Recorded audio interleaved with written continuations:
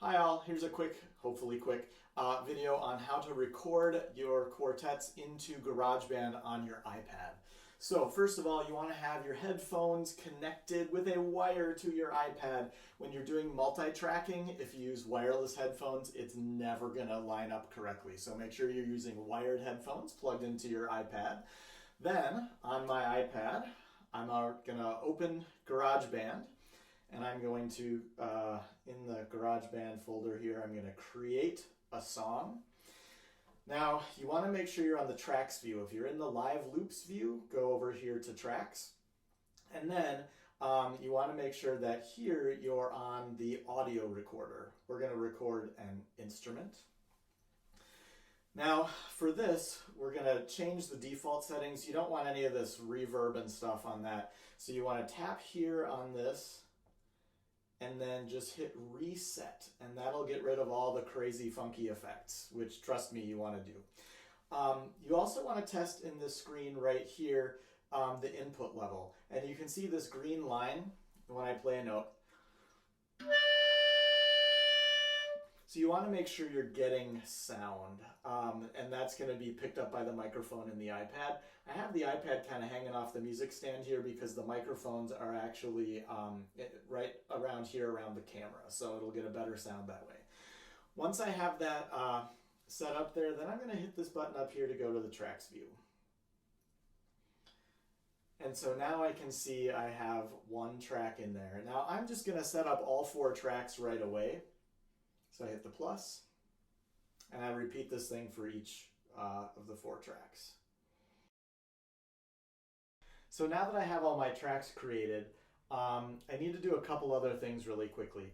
I'm going to tap on this plus thing up here, and you want to make sure that if you don't change this, it's going to stop recording after 8 bars, and that's going to be really annoying. Trust me, I learned the hard way. So tap on that, and you want to have it be the automatic length. That way it'll keep recording for as long as you keep playing. The other thing that we want to do is to set the tempo of our metronome. So I tap on the gear icon up here, and for these chorales, I would recommend a tempo of 80 beats per minute. That's fine. You don't want to go any faster than that. Slower's fine if it's easier for you. Like, no worries, just don't go too fast. So then go back to here, and now we should be good. So I'm going to suggest that you start recording with the bass part first. It's just easier if you start with that. So that's, you can try it any way you want, but that's what I find works best for me. So I want to make sure I have that track selected. You can select tracks just by tapping on it. So I'm going to do soprano, alto, tenor, bass. And then when I hit the record button, it's going to give me a count off, and then it's going to start recording. I find for me it works better if I start recording on measure 2.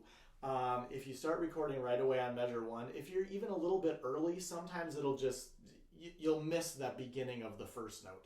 So an extra bar of silence at the beginning is preferable to that. So I'm going to record the bass part.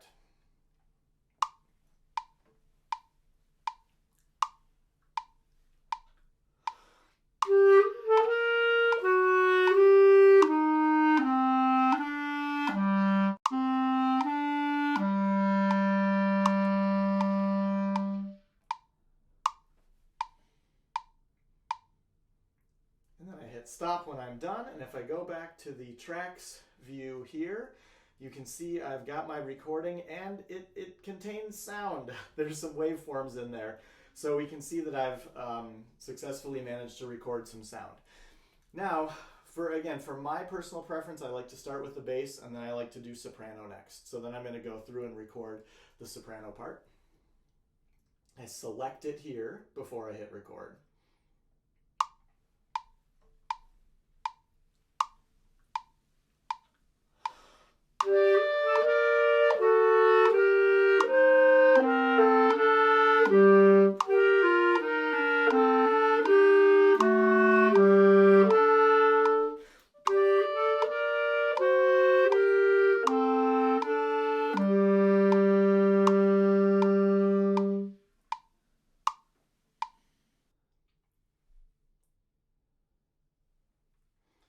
So I was hearing the bass part in the headphones along with, and I'm really making sure that I'm lining up all these recordings exactly with the metronome and with the other parts that I have recorded.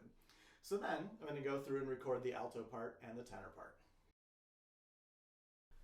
So once I have all 4 of my tracks recorded, I'm going to want to listen to it just to make sure that everything sounded okay. If you mess up on a take, you can just stop and you can delete that one take. You don't have to start over from scratch. But you do want to make sure you listen to the whole thing when it's done, just to make sure that it sounds right. All right, so I'm satisfied with how that sounds for my first attempt at this. So the next thing that I need to do here is export the audio from this, because you don't want to just upload the GarageBand project file into Canvas. You want to make sure that you're actually like exporting it as an audio file. So I'm going to go back here to this top left button. It's going to save my project. So what I want to do here is I want to select this. I'm going to tap to select it, and then I'm going to share. Now I want to share it as a song.